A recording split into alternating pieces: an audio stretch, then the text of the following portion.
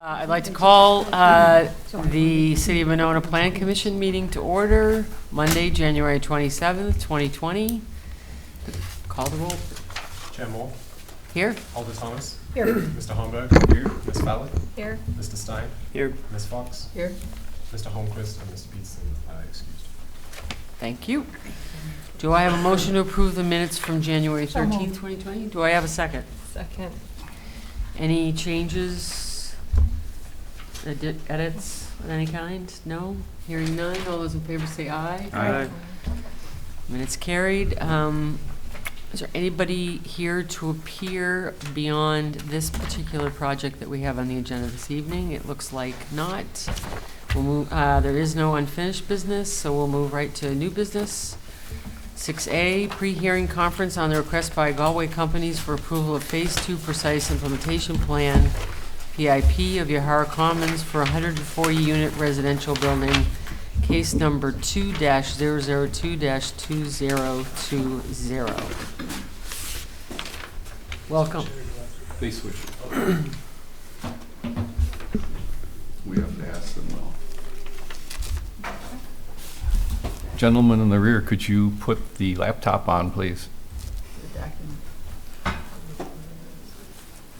Thank you. It's magic. Hello, everyone. My name is Adam Brendel with JLA Architects. I'm here with Aaron Kostichka from McGann Construction and Jennifer Camp from JLA. We're here today to hopefully get some feedback on the final phase at the Riverfront project. As everybody's well aware, the park is complete and doing great. Everything looks beautiful out there. The hotel is recently opened about a month ago. And of course, JLA's moved in too, so we're in our new spot next to Buck and Honey's. As I'm sure most of you are aware, the proposed final phase is along Bridge Road. So it's the horseshoe-shaped building that fronts Bridge and helps to capture the negative space, I like to call it, of the park and the green space that is really the central organizing element of this master plan. The goal, of course, was to, as Mayor Bob is set out to do several years ago, to establish a public connection with the riverfront. And the concept for this site plan was to reinforce that connection with a green space that was on a rooftop of the final phase, creating an outdoor environment, outdoor place.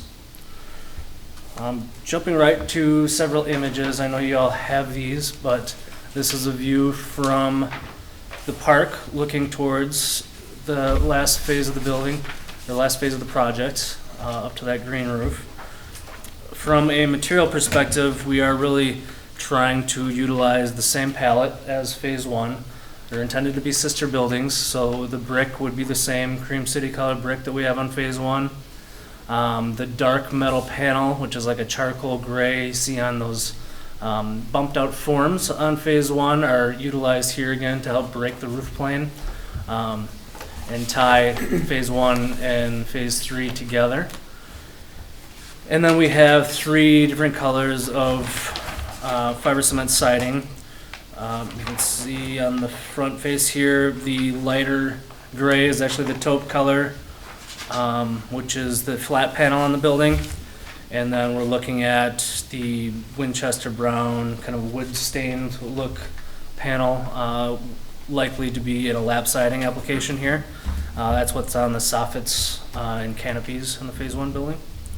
So that was a view, of course, from the air looking up Broadway. Entrance to the middle, and you'll see on the left side of the screen there is the lower level parking entrance. So right now we're looking at 4 levels of residential wood frame construction over 2 levels of concrete. The lowest level being unheated, shared public access parking. Second level being a heated private residential parking. From the air on the back side, you can see the green roof, and possibly some similar pergola elements to what we have in phase one. They're intended to be focal points and help bring a little bit of human scale to some large buildings. The intent right now is to have a pool on the rooftop. We'll see, but that is one of the things that the tenants has been on a wish list for tenants. So it's really up to the owners, but right now we're carrying a pool. Another interesting thing about how this is setting up with the common amenities, so you can see in the back here, can you see that when I move that? So there's a double height club room that's on access with the center of the green roof and park. So we think then the fitness room actually looks out over that, so there's some pretty dramatic views looking out of this building for the residents, over the green roof, down to the park and the river. Shot, of course, from closer to Broadway, looking past phase one, phase two, and the hotel on the left there. There's a similar shot to what we saw before. That's from the True and Forage patio.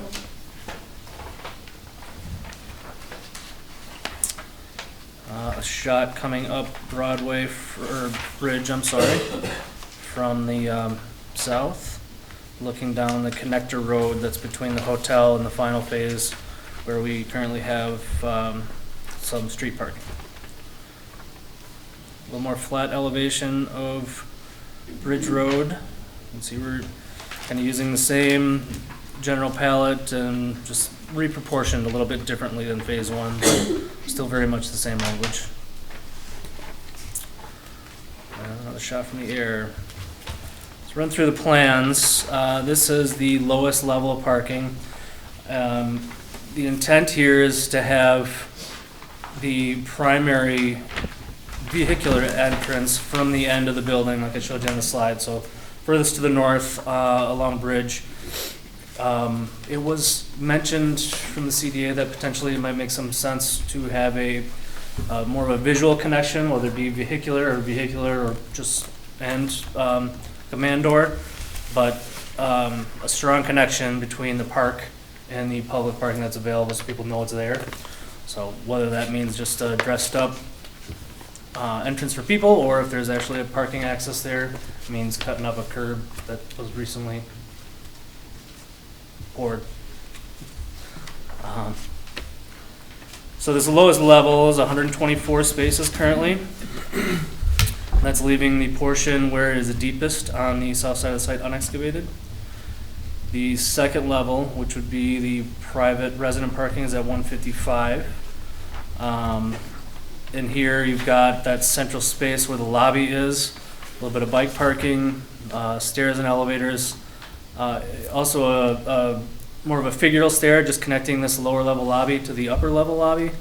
The intent here is to get entrance from Bridge as close to grade as possible, but from one side to the next along this building we're about 10 feet different. So we don't want to have a whole bunch of retaining walls addressing Bridge Road. We're trying to get that averaged out as good as we can. So trying to get that entrance close to grade and still creating a nice interior space that connects that level to the second level, which would be where the plaza is in the club room. So, so it's Bridge Road level and Green Roof level is what we're transitioning there. And this would be the second floor plan or the Green Roof level. Primarily residential units from studios to threes. This is a first pass at hardscape landscape. Still got a lot of design work to do out there, but the idea is to have some really nice private outdoor space for the residents.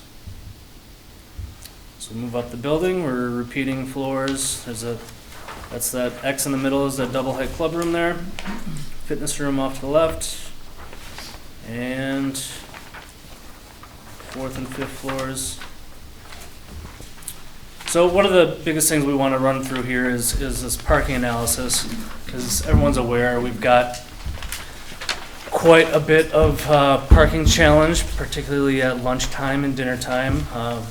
So it's a great problem to have. Obviously, Buck and Honey's is doing fantastic. They're drawing large crowds. for everyone, all the businesses are exceeding expectations in terms of business and the draw. So it's a great problem to have, but it is often challenging, especially between 11 and 1 and 4 and 7 are probably the toughest times. So Galway has been watching and documenting a lot of the parking scenarios. So different times of day. What's it like at 9 o'clock and later when all the residents are home? What's it like between 7 and 8, 9 in the morning when people are going to work, people are coming to work? Peak times during, of course, lunch and dinner. So we're really trying to get a good sense of how the parking is distributed and when it's heaviest in different areas. So we looked at two different options really for this last phase. Is do we just construct a 80 to 90 unit apartment building with self-contained parking where we know we can fit 90-ish units on the site and park adequately with just the resident parking, or go with more density to 140 units, which is where we're at right now, and also add additional parking for public park. So part of the problem, of course, during business hours is there are users of the park that want to park close, and the logical place is, of course, a surface lot. And there's some issues with the businesses. Employees are starting to park downstairs, so that's helped a lot during the day. So we've got shared parking in the lower level of the current, which opens up more for the businesses, but there still is a deficit. And we think that a second level on this final phase would be very helpful in the long term. So when we look at this slide, there's quite a bit of information here, but you can see starting from the left, phase 1, we're at 156 resident vehicles, 125 bedrooms, and then we look at the peak times, and they're counting cars. We've got weekday nights past 9 p.m. is when it's heaviest on the residential parking, and weekend nights past 9 p.m. it's roughly the same, a little bit lighter. At 75% peak in early evenings during the week, we're roughly using 117 stalls for the residents. And then 60% peak during the weekend days, 94, and 30% on weekday days at 78, which is the lightest. Now we anticipate that phase 2 is going to be very similar in terms of usage between the residents and, of course, the businesses that are there. We're not adding additional businesses. It will be strictly residential in the final phase. So if we apply those same metrics to phase 2, we're estimated 232 stalls. You can see if you jump to the final column, phase 2 there summarizes the same metrics at those different peaks. But what you can tell from this is that on weekday nights, past 9 p.m., the demand for public stalls is at its lowest. Right, so when the residential parking the demand is the highest, the demand for public stalls is the lowest at 58, 59, would be what's left remaining for public and others after that time. At the 75% peak during early evening on weekdays, we would be at 105 available stalls for public use. And then at the heaviest time, or heaviest demand for public use in the park, we're kind of at a low point in residential usage. So 124 stalls is what we figure would be available for public use on that lower level of the final phase parking garage. Does that make sense? Everybody understanding, following? Mm-hmm. It's kind of a lot of numbers to look at. I'm going to jump ahead to kind of just a graph that shows the same information. So the dark gray being the demand for residential parking strongest, those peaks. The light gray being the demand for public being at the highest.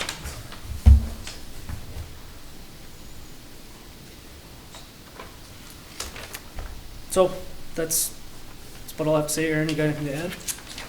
No, I mean, I think the big thing is, does that make sense to everybody? Kind of Galway's analysis based on phase one and the parking needs?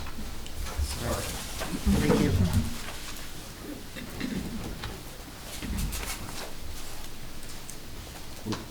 We're in public hearing still, right? Yeah. Okay, I'm Aaron Kostyczka from McGann Construction. We built phase one.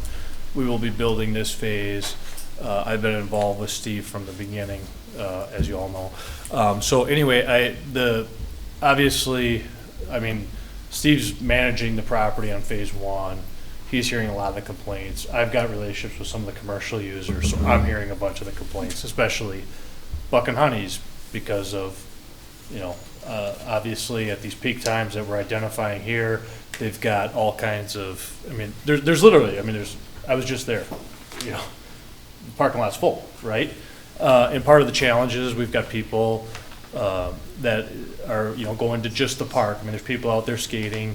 There's people that go to breakwater. You know, everybody uses it, but to maintain this kind of open feel to everything, you don't want to start restricting parking in these different areas. So, you know, with this being the last phase and everything, you know, and kind of trying to plan this through, you know, we've looked at 10 different scenarios of, you know, how to make the numbers work from a construction perspective, and also Steve with rents and everything else, and also being the last opportunity to create some extra parking. And so that's kind of where all this analysis has come from. Part of the challenge from my perspective as the contractor is timing of everything. We really want to get going by April, and so that's part of the reason that we're here trying to maybe just get some feedback from all of you on, you know, the parking, you know, the building itself. I know there's some variance from the original presentation that we brought, and if there's some thoughts on, you know, massing, really there's this balance that we have to have, right, in creating, you know, more density to allow for more parking. So that's kind of the challenge that we're facing, and we're just looking for some feedback to see kind of, you know, thoughts from you guys, and yeah, on what Adam presented. So. Great, thank you. So this is a pre-hearing tonight, which is to say that it's just an opportunity, as these two have just suggested, to provide feedback to this initial plan. And there's, you know, there's not a closing of the conference, if you will, on the pre-hearing before those questions are asked, like there would be in a typical hearing. So, if individuals would like to ask questions of either one of these guys related to the plan, happy to open it up. Well, I just have a quick question, which occurred to me when the snow started. Does the snow emergency road conditions cause a problem with the parking even greater than we currently have? Yeah, I mean, I looked at that a little bit actually tonight while I was out there, and I noticed that, you know, there must be some stalls that obviously cars remain in because they haven't been very well plowed, right? But you're not, you can't, can you park on this street down there when? What is a snow emergency? You can't park on the street at all, on Bridge Road, on any of those streets. So that eliminates those totally as a parking option. Yeah, I guess I was referring to the stalls right along, Metropolitan. is it Inland Metropolitan still? Inland Way. Inland Way, yeah, along Inland Way. So, Bridge Road I did not look at. But yeah, I could see that being. From what I've seen on Bridge Road, it's not really heavily utilized for the parallel parking just yet. You know, driving out of there, I don't see it in the morning, but in the evening, 5:30, there's very few cars parked on the road. I don't know if people just don't know yet, or. I would guess probably because of the construction that it was under for a long time, that people just don't realize it's even available. You want to start time this end? Great. Go for it. I have a few questions. What do Where will I start? Parking wise, I get all of your analysis, and I'm thrilled that you're going to create some more public stalls because they're desperately needed. But when we talk about people parking for the park up in the commercial parking lot, a lot of people from Buck and Honey's park in the public lot that we built. So I mean, there's trade-off there. If nobody else parked in that public lot, there'd be more than enough parking for that parking and the street parking. Normally, when we have a development project like this, we require 100% parking on your site. And we worked with the developer on trying to make this work with the parking. I'm going to review a few things just because half this commission's new. Right. Half this commission never saw this when we approved the GDP. And I think it's important to know some of the steps we went through. So we, as you remember, went through the parking ad nauseum.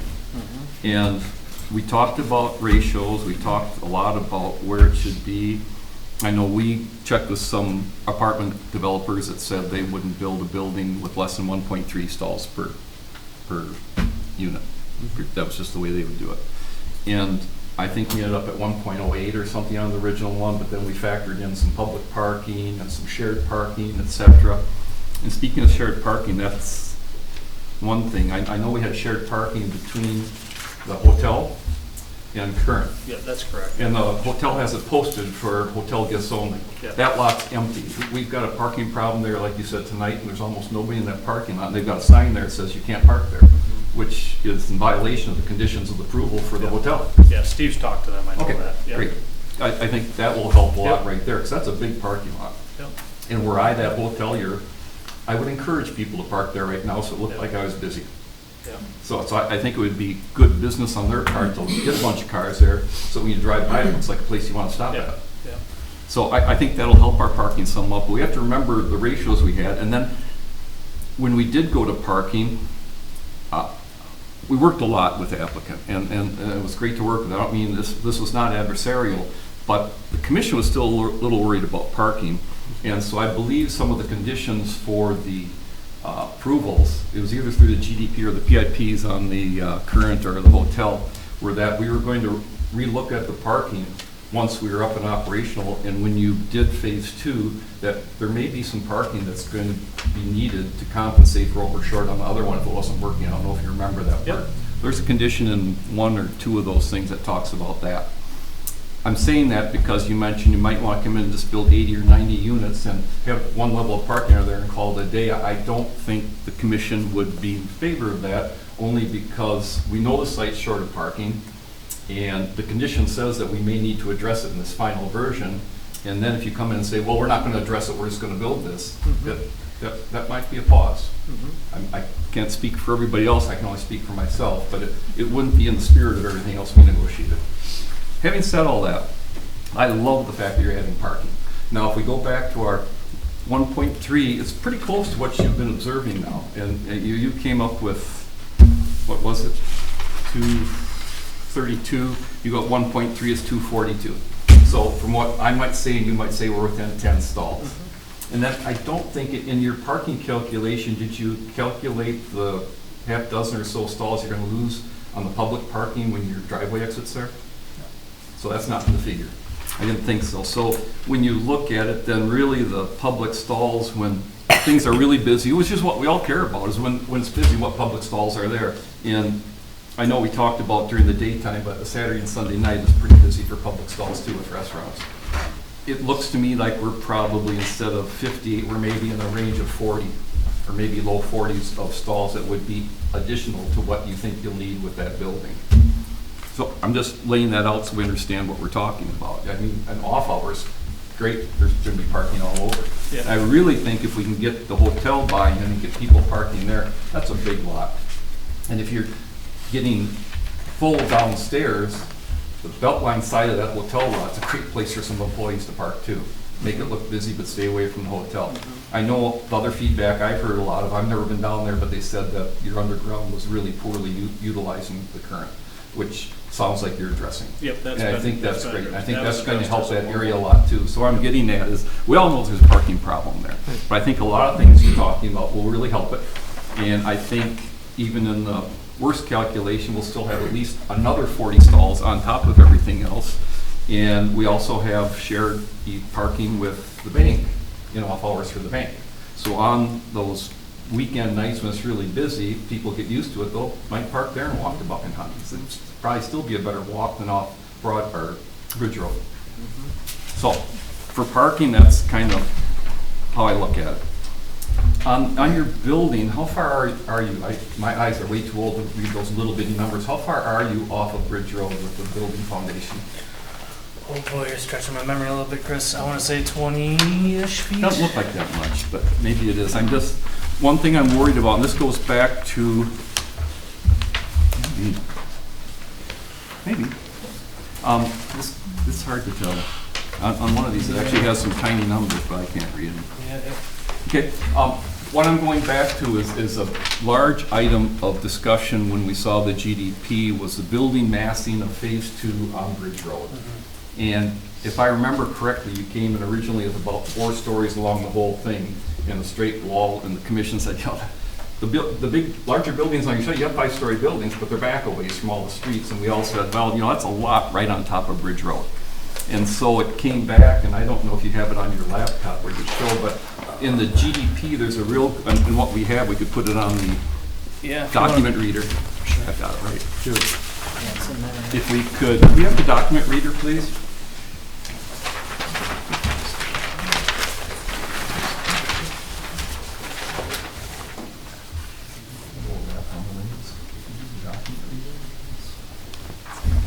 Oh, there we go, thank you. Okay, this is the GDP that was approved, and this is the elevation on Bridge, and when you look at it, originally it was the 4 stories all the way across. You see now they dropped it to 3, 4, 3, 4, and it was just to take some of that massing away from Bridge Road, and it was talked about quite a bit. Where we're at now is basically 5 stories all the way with an extra half story in a couple spots. And that's why I was wondering how far it was off Bridge. That's a massive building right on Bridge Road, and that is a different look, and that's part of what we were worried about with the GDP. So this is the look right now,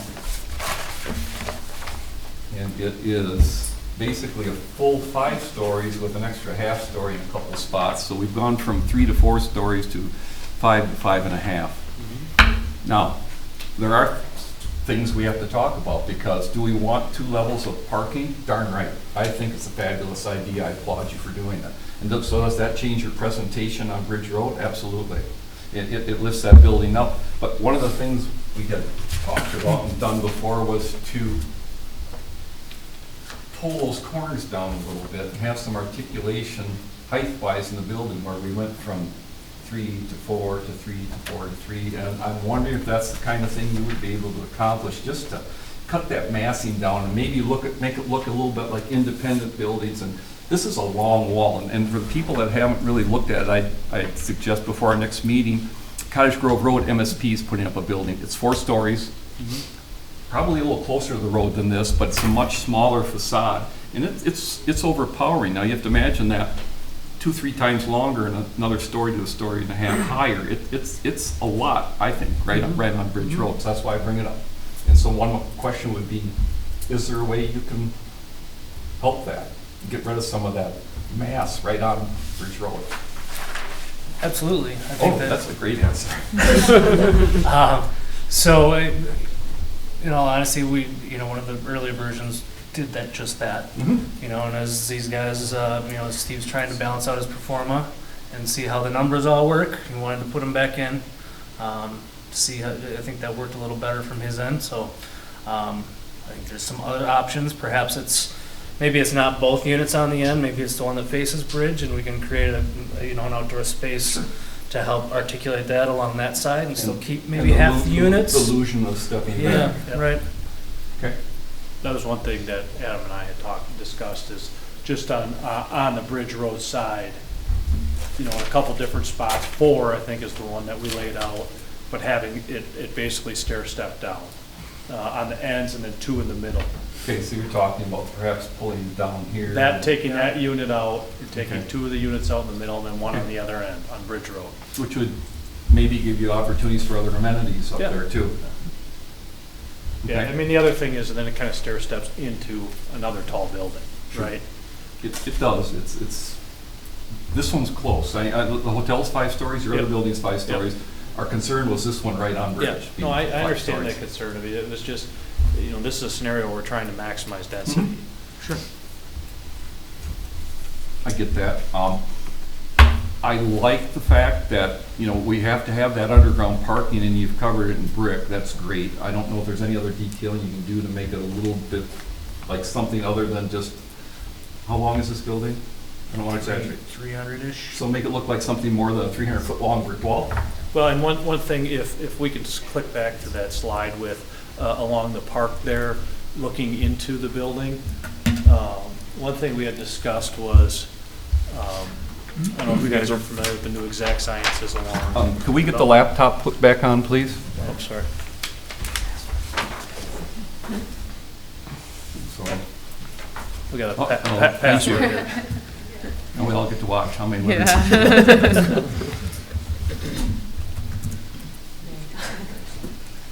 Thank you. All right.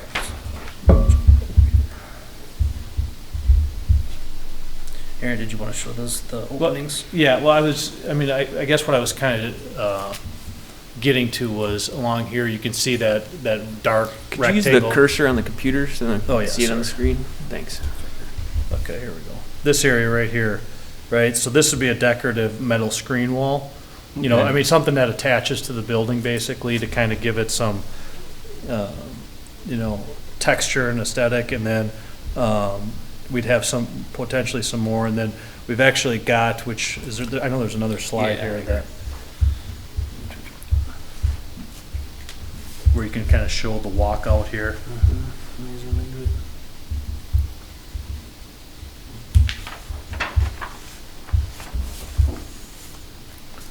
So one of the things that we had been, trying to accomplish, this is that screen wall or screening I was talking about, and then, we could do something similar in these areas, and quite frankly, we could do something along Bridge Road on the, the brick areas.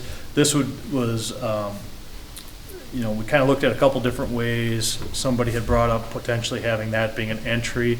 I think our thought process was more like that was a pedestrian exit out of the public parking into the park area or wherever they wanted to go, quite frankly.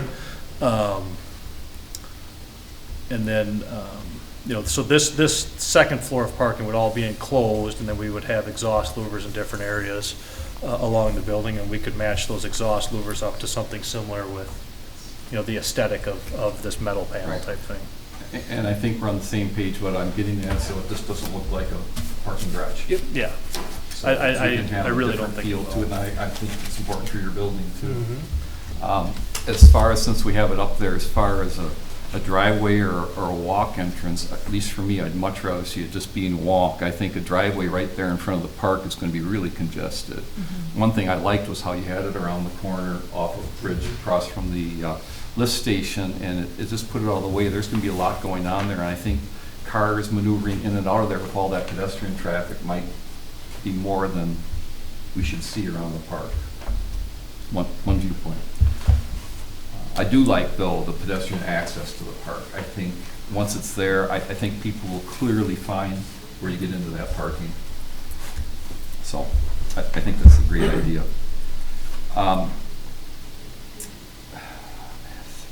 Brick, I think you've got a lot of nice brick towards the park. It seems, just take a look, it seems like you could have a little more on Bridge Road where we have this big view where you've got this huge building. I guess one thing I would look for at least would be some real interest on that building on Bridge Road. We're gonna have that big of a building facing there. So I think once you get a little articulation and the height and a few things, maybe you'll come up with some ideas.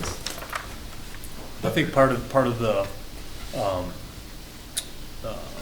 facade and part of, the way that elevation looks though, I mean, it's a similar ratio to the first phase of brick, and I think, you've got the first 2 floors, which here would be like a floor and a half, but then, you've got these columns, which it's hard to pick that up a little bit on in You've got steep elevation, right? blocking it Because up, it's deep, right? There's some depth to that, which, I mean, it's just a thought, but there's a little bit more brick than maybe, Yep, that's great. Just You know, give it some yeah. thought and think Yeah. about that elevation on Bridge Road. Landscaping, we haven't really talked about. Our standard, whether the stalls are underground or outside, we still have a standard of so much landscaping for stalls. With all this underground, it might be tough to reach it, but we certainly want to try to approach it. We don't have much to look at, but certainly substantial landscaping would be part of it. Applaud you on all the green space, but that's also something we talked about in the GDP where we're so deficient in green space. We kept talking about phase two, we're gonna have all this green space. And it's great green space, right in the middle of the area, right by the park, adjacent to it. Love it, but that was one of the reasons we were waiting for this, is because we knew we were deficient in other ones. So that's great. And I think that's all I have for now. Thank you. Thank you, Chris. Corinne? Well, I had similar thoughts about how big that looks like it might be, especially when it doesn't look like it's that far set back from the road. There were also some notes about walk-in units or walk-up units, but I don't see any here because of the parking structure. So I'm assuming that was something when you were looking at a smaller yes. building. That was one, we could accomplish that with one level. We can't, it's very difficult now just because of the elevation change. I mean, that makes sense. Yep. It was clarification from what was in the notes. And then I was wondering about the green roof. That was where I had some questions about and I'm new to the commission, so if we're trying to achieve green for the sake of breaking up the urban environment, I think this looks really nice, but if we're thinking about stormwater and how much impervious surface this is and whether it's going to be able to infiltrate, and I'm looking at all the parking and all the roofs and the rivers right here, and we've had just massive amounts of rain the last few years. I'm just wondering, that's not going to stop. That's kind of the new normal. So I'm just wondering, this doesn't infiltrate into anything. The parking structure is right below it. So I don't know if there's been any consideration for, I guess I don't know. Ways to manage the water? Yes? Could I answer? Yeah, we did look at all that, and the runoff from all this was planned for with the infiltration rates in the stormwater system for the entire development. And part of that is the permeable pavement out in front, but that wasn't put in on purpose right now because the construction would almost certainly clog it up. So I believe the city will have a contract, I know that the city administrator is here, but probably in a couple years to go back and put all that permeable in all the areas for this, I'll call it the triangle area. Our consultant Strand worked with the developer to try to work out a comprehensive stormwater plan for the whole area. So yes, the green roof will not infiltrate a drop. But there is substantial infiltration. I believe, I don't know if you remember, Brian, but I believe we're over any standards for our infiltration rates on this development as a whole.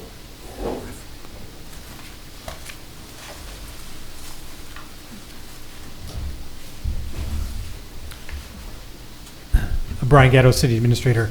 Yes, Mr. Homburg is correct, and we would be over those standards, I think, even without the pervious paver Yep. driveway. So that's kind of a benefit in addition to the other stormwater management on the site. When we looked at this, we decided we wanted to be a leader in the stormwater quality and not just hit a bare minimum. And that's where the city decided to invest extra funds into infiltration.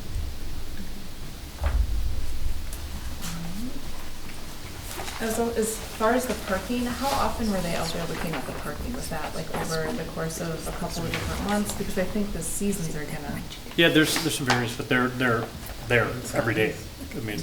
Galway's office is there. They're fielding all the complaints. They're doing all the management for all the commercial users and all the residential users. So it's been an ongoing process. Okay, so they've been collecting this data over the course Correct. of the time. Correct. And a lot of it has been to maximize the underground parking usage, to get, the most use out of every stall. So at the beginning of the year, they were assigning stalls prior for residential users. assigned per their lease. And now we're gonna be able to really get quite a bit more efficiency out of having all those be transient stalls ultimately, where they can go to any stall. And then commercial employees, some of the commercial users like Adam parks underground. So it's much fuller during the day, I guess, is what I'm getting at. Has anyone spoken to Breakwater to find out how they're parking, how they feel the parking's going for them? I mean, I'm wondering if they're seeing more business and if they're seeing more people that are coming to them, if that's going to affect. I noticed we had, what, 23 for as a summary of the parking available for them, in front of them. Not that, to my knowledge, have you? I have not. Have you heard any feedback from, either of you heard any feedback from Breakwater? No. Okay. I have not. I'm meeting with them tomorrow morning at 10:30. I'll let you know after that. Anecdotally, just when I was there, I had heard complaints earlier, but it was partly construction workers and, Yeah. there's with a lot going on, so I don't know long-term. You're talking about parking for, For Breakwater. when I drove through, because I drive through just to check it out, I drove through today at maybe 12-ish. Now, all of the public parking spaces that were there, they were probably 75% occupied to 80%, and they weren't at Breakwater. But I also would say, I've watched tenants come and go from that upper level. And in my mind, when I think about parking, I think about what if we had a Buck and Honey's in the top story of, so we need to be prepared for a lot more business potentially at that level, ultimately. And Breakwater has, at least for their employees, they have an agreement with the units across Bridge Road, and their employees park across the street, and they give them free use of a meeting room once a month in exchange. So when there's parking there, it's normally not their people who are parking there, because they're parked over across the street. Well, and it's safe to say in one way or another that the parking pressure obviously is going to change significantly with the seasons. I mean, in some ways it could be less because the skating rink is there or something like that. But then obviously when the yacht club season kicks in and Ice cream. And the ice cream, exactly. So obviously I think parking pressure is going to continue. Which is just to say I really appreciate you, as Chris was saying earlier, I appreciate you trying to address that in this new design as well. Corinne, do you have anything else? Rob? I don't know if I need to touch on parking really that much. I think we need to maximize parking. I'm not going to belabor that point. As far as the building go and the overall appearance of the building, I think some of the things that were talked about to improve the aesthetics and make it a more pedestrian scale are all good.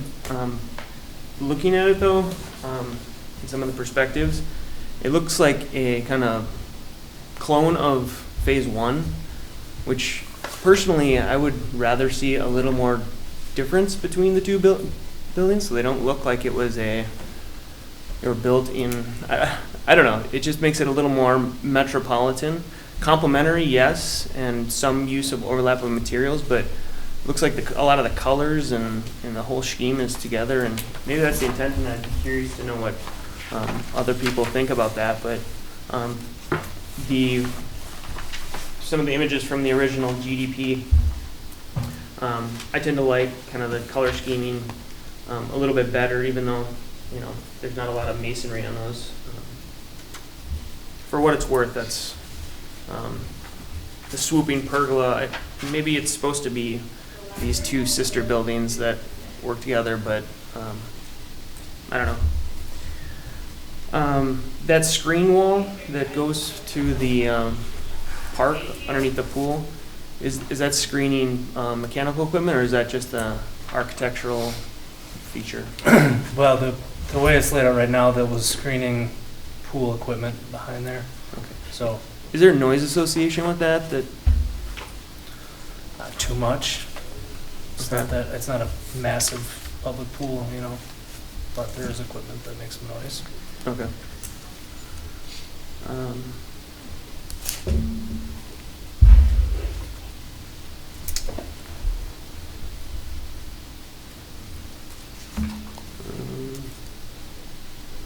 Yeah, I'd be curious to see as things go forward with the landscaping and how that all ties together.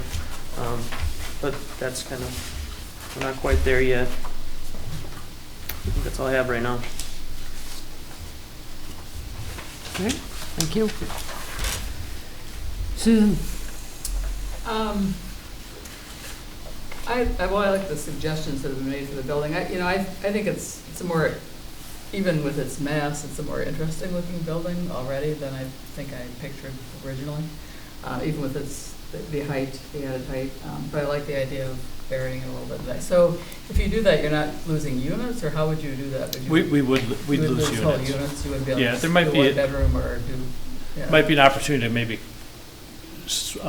make a couple of 2 bedrooms, 1 Right, bedrooms, that- or studios, and Right, maybe that's create nice. that. Yeah. But yeah, it would certainly reduce the rentable square footage. Right, sure. And then, another way to break it up, I guess, would be to add more landscaping on the Bridge Road side, which we're not seeing on here, but I'm assuming that might come later. And that would be helpful as well. But otherwise, I love the green roof. I mean, the part that faces the park, I think looks terrific. I really like it. So, Is that it, Susan? oh, yeah. Okay. Kathy? The building's huge, but the benefit that we have, or that you have, is that across the street, there's parking and there's not tall buildings, so it's not like a tunnel that you're going through, and it doesn't look like in the near future that there's going to be competing buildings, so you wouldn't feel, so I think that allows us to build a building and not feel so impinged by it. So I think that's good. I think the 2 levels of parking are good. I think the green space, the roof is good. I'm amazed. I'm looking at the site plan and the current and this building, and I'm curious if you can tell me offhand how much square footage there is in the current building and how much there is in the new building. This would be about, and it's a little bit from the hip, but about probably 40,000 more. What do you think, like 105? No, not that much, about 30,000 more in total, right? That sound all right? Yeah, I think I had I'm just thinking you had 96 units and 30,000. I was just trying to compare the 2 buildings and see. This is probably 25 to 30,000 more in square footage above parking. 75,000 feet of parking on phase 1, but 1 level. And then 1 surface level, obviously. So how much is there in each of the 2 buildings? I think the first one, I'm shooting from the hip a little bit on the first one, but it was like 135,000 to 140,000 roughly. sounds about right. And this is, This one, the gross square footage for this one is 162,600. so, Okay. 25,000.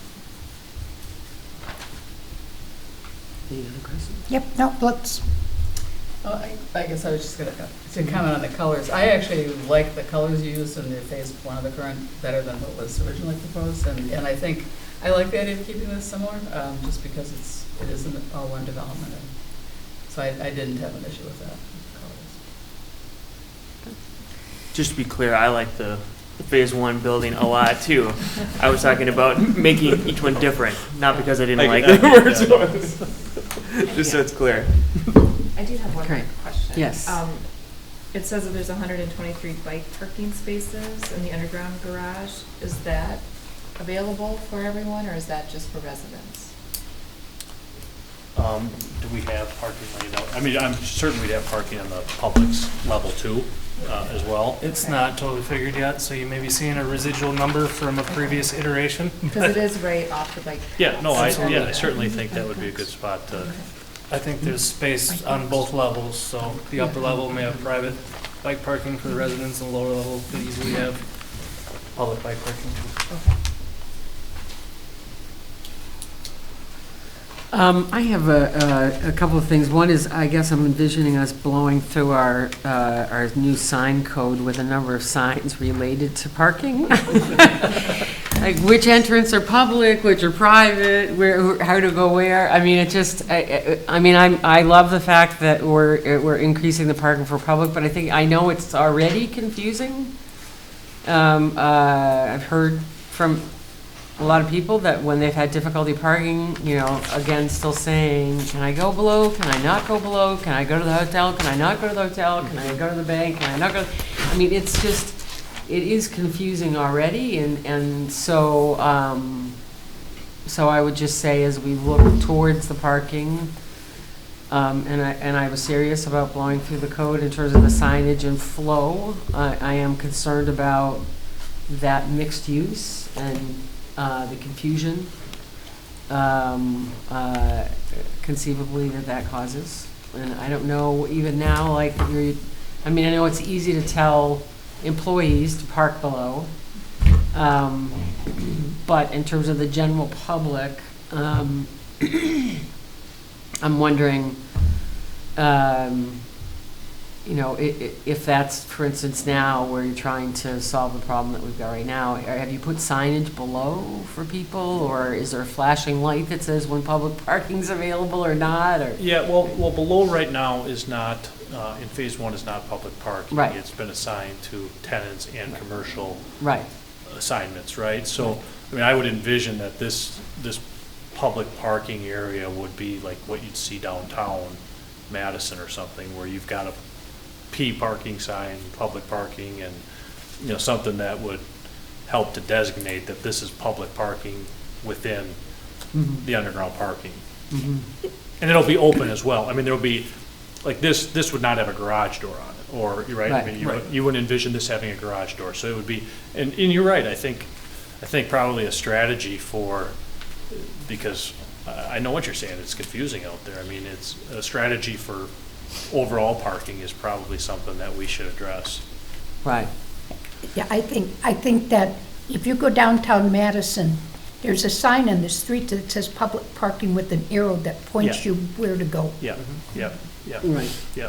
But there's also a lot, I think there's, in areas where there's shared parking, that we're talking about like downtown, it also seems to me that there's multiple entrances or wider entrances because they know it's a lot of public parking and there's a lot of movement, whereas here with this volume, this density, I just want to make sure that we're also designing in terms of the entrance to that parking, because I would assume, for instance, the parking right now in the first building, I know the entrance to that underground is pretty small. It's not intended for, a constant motion of cars in and out, right? Yeah. And so when it becomes a public space, a shared space, potentially it could mean that it needs to be wider, or there needs to be more entrances and exits. It's a really good point. In order to accommodate the volume. And I also want to go back to something that was already mentioned, which is that treatment under the pool. I understand obviously the need to have pool equipment, but that seems like that's dead center right across from the park, and so how that screen is treated is going to be really important. And right now it's not, it's a little underwhelming to me how it's treated. I realize these are initial sketches, but obviously that's a big area, assuming that it's a fairly good sized pool, and in relation to the front, it seems like that. And then suffice, and I'm wondering if another possible way on the bridge side, to everybody's point, around kind of breaking up the building, the facade a little bit, and that huge 300-foot wall. I'm wondering if one possibility might be on the bridge side to create a half-circular drive like you would have in a hotel, where so people could drop off there off of Bridge Road and sort of, and then I guess create more of an entrance on that side and give it a little bit, break it up a little bit more, rather than just having a mass of landscaping all the way across and a smaller entrance. And We if had that an makes- iteration like that at one point. You did? Yeah, with kind of a canopy and a drive under. Yeah, I mean, it just Yeah, seems like. it kind of it gets into the building as part of the challenge, you know, because there's not a ton of room between Bridge Road and the front facade of that building. And to create that drive aisle. Yeah, that version was before the street squeezed the site. Okay.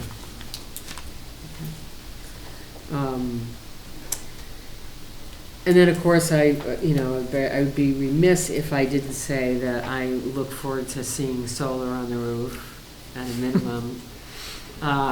And in fact, since Corinne appropriately brought up stormwater and Chris rightly said we want to demonstrate our leadership, potentially this could be a perfect application to actually have a real green roof, as opposed to as an amenity, as another way to even boost our stormwater. And I realize that we're above what's required now, and I'm very appreciative of that. But it's pretty obvious that that even that is likely not to be sufficient in the long run, given what we're looking at in terms of climate. So I would be more than happy to as I did with you guys around the solar initially, I'd be more than happy to provide some resources to cost that out as a possibility, because I think that, you know, this would be, given the size of the building, this would be a great application of it. And again, an amenity that you could promote as part of the marketing. But otherwise, I think it looks great. And I'm with Rob on the facade, which is to say, I like the color combination on the current building, but I wouldn't be opposed to almost seeing the colors flipped in terms of how they're used, even to mix it up a little bit that way, which is to say, you know, where it's gray now, it's brown, where it's brown now, it's, you know, or you know, just, I mean, so keep the same color palette, but not make it just a carbon copy, because it just feels a little bit too institutional for me. But obviously that's an aesthetic thing. So I think overall it's a great addition, and I thank you guys for coming tonight. Does anybody else have any other questions? Yes. Chris has one. Oh, sorry. I Chris. have to apologize. I should have had this comment to begin with this. You know, our job is to pick on this thing and say, here's the things that are wrong. When I opened this up and reviewed it this weekend, I was really pleasantly surprised. I think you've done a great job of looking at all the issues we've talked about. We've got little things we're talking about and tweaking and disagreeing on, but man, I thought it was a great job of fitting this thing in there. I love what you've done with the green space on that roof. There's so many things here I think that are really well thought out, and thank you for all that. It makes it easy to sit here and just fine tune at a pre-hearing conference. So, thank you. Thank you. Thank you. Great. Ryan.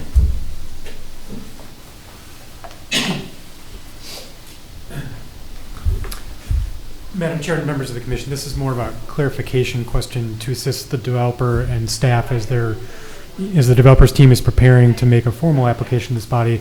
We started this conversation talking about parking, but I don't think we formally closed the loop on if the Plan Commission was going to require a parking requirement different than what they did for Phase 1. meaning phase one had a parking requirement of, about one parking stall per bedroom in that. So just for staff's sake and for the sake of the developer, just want to make sure we understand that you're not asking the developer to provide any more parking on a kind of code basis than one per bedroom, beyond noting that their proposal has 2 levels of parking proposed for it. Could I take the first stab at that? You may. Thanks. I'm not sure the end game on that, but when I look at it, I think the developer's data they brought back comes pretty close to showing that 1.3 that we asked for originally and didn't get. And we went over the full GDP. We talked about coming back on this phase and seeing if the parking looked tight, which it is, that we might need more parking. Now, they've come here and already proposed the extra parking, which helps it, but if you're asking me, would we propose it? Yes. I already mentioned it earlier. If they came here with an 80, 90 unit building with only the parking for that building, that wouldn't fit, I don't believe, the terms of the original GDP and the approvals where we said if we're short of parking, we need to address it at this next phase. Now, do I agree with exactly with their numbers? Probably not, but any extra public parking we get is great. I'm probably 10 different on what I think we would normally require for parking for that building with our experience and with what our code states. And then you have to add in the, I don't know how many stalls, half a dozen you'll lose? You'll probably lose another half a dozen. So that's why I said when I look at it, I'm saying there's probably 40 stalls above and beyond what your needs are if I'm looking at it. And that's great. That's 40 public stalls that we don't have. And their analysis shows sometimes of the day there will be more available, and there will be. But of course, as a commission, we need to look at what parking do we need reasonably at the peak hours. Again, as Alder Thomas says, we don't build a parking lot for Christmas, so we can't look at the worst possible situation ever. But for me, looking at it, I'd say we're 40, 45 extra stalls right now for the public, which I applaud you for. That's awesome to have all those extra stalls. I think it's needed for that area. Great. Brian, would it be advantageous from, I'm judging from your question, would you appreciate the commission voting on its approval of the 100, of the 2-story option versus the 1-story option alternative? No, I don't think. Okay. Maybe I phrased my question wrong. I think the applicants stated a desire to do the 140 units. The commission has indicated that that is their preference. I think what I just wanted to make clear for this body and for the developer is that if they walk in with a formal application in a month or 2 months' time, showing basically what they've shown today, you won't then come back and ask for 1.4 stalls per bedroom or something above and beyond what they've shown tonight. So that if you were going to do that, you'd let them know tonight so they could plan for that versus 2 months down the road. Right. Got it. Since the devil is in the details, I just had a question about the public parking. Does the city get that by deed? Is that how it's maintained? How do we ensure that? Who is responsible for monitoring it? Who is responsible for maintaining it? And how do we guarantee that it maintains public? Is there going to be some kind of an agreement with the city that it is public parking, or is it their parking that they're going to let the public use? There is current agreements, for instance, with the hotel, we have an easement, and with the bank, we have an easement to allow for the public parking. In the bank's case in the evening, and so I would assume that we could. Yeah, I mean, I would see it happening as the fully public all the time stalls would be identified within an agreement with the city and the developer, and the shared parking would also be addressed, with detail of how that all works and then who maintains and I mean, yeah, it would all be in writing, right? Yeah, and that's a detail that the CDA is aware of that, and the city attorney and the CDA, that'll be a discussion item that we would have with the developer once we know that this project is moving forward. Chris? I think it was a great question. I didn't think about maintenance, but that's something that happens with the city and the developer through whatever, the CDA agreement or something, because it's a great point. Okay, and then on my calculations off the top of my head, I gave you that 40 to 45 now. If they eliminate 4 units, that's less parking they need, and that those parking stalls would probably go back and then into the available for the public domain. Right? I don't know what you're planning on eliminating, but I mean, we don't have the final numbers right now, not knowing the final proposal, but I think that's the ballpark that we're in. Yeah, I think, based on your comments, Chris, I think we're fairly close. I believe we are. I think, there's probably a variance in, like you said, probably 10 stalls from, your calculation and where we've got the data laid out from Steve's analysis. And so, and then obviously the non-peak hours would be pretty close to the 100 still, depending on time and need, so. And our calculations, if we're within 10 stalls, and what are there, 600, 700, 800 stalls on this property, that's pretty close. Mm-hmm. Yeah. Corinne? Well, I guess thinking about the city's obligations here, when you brought that up, there's a big difference between the number of people in an 80 or 90 unit and a 140 unit. I mean, is that an issue for the police and our services there?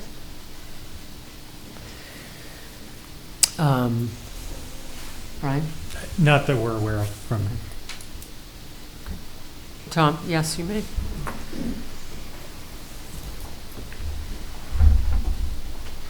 I'm Tom Stolper, Chairman of the CDA.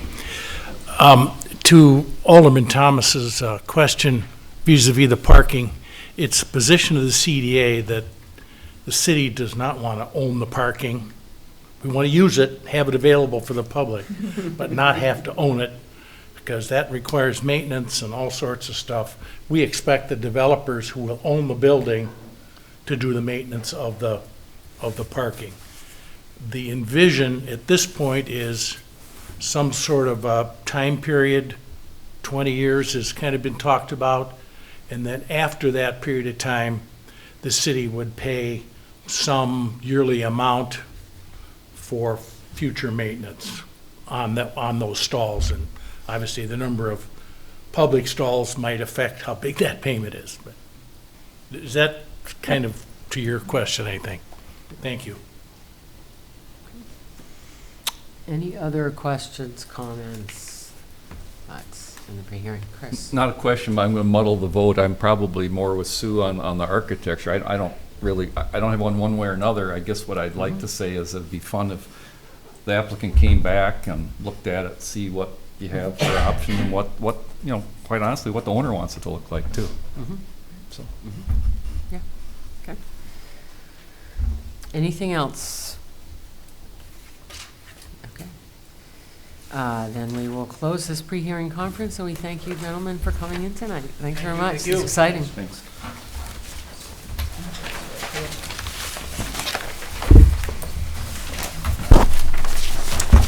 I'd like to move on to reports from staff and commission members, of staff, I should say, or from staff.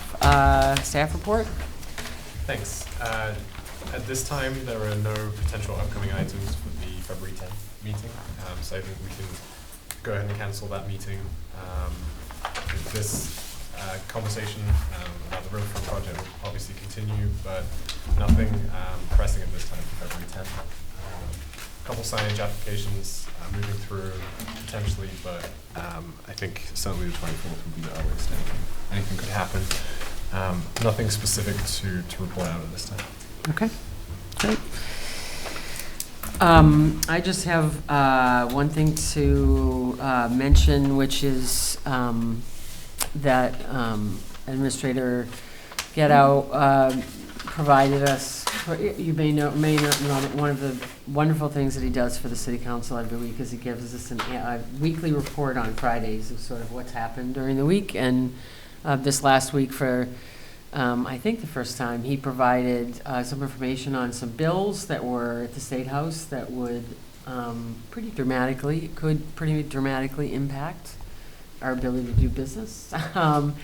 One in particular that places a cap on the amount of TIF incentives that the city could use that would make the current development that we just talked about virtually impossible. So I suggested to him, and he seemed to agree, that trying to get that information out related to what's going on to committee members, either through staff or through chairs, would probably be helpful to try to keep everybody abreast of things like that, so that if there's an opportunity to weigh in during public hearings at that level, we can do that.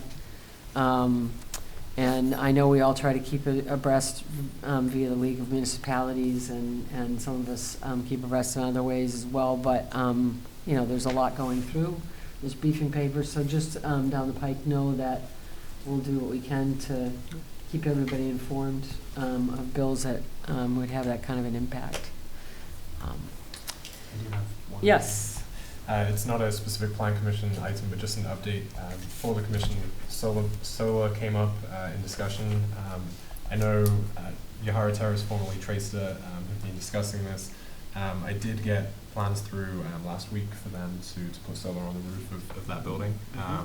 It would be fully covered by the, it wouldn't be visible from the street, fully recessed beneath the roof line there. But I think that's, I didn't count the full number of panels, but it's a significant installation, so I think that's good news for the sustainability goals for the city. It is indeed.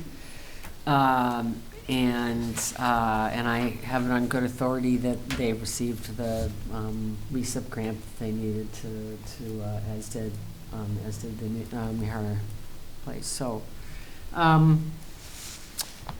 okay. So, any other requests for information from Doug? No? Do I have a motion to adjourn? Move adjournment. Second? Second. All those in favor say aye. Aye. Thank you.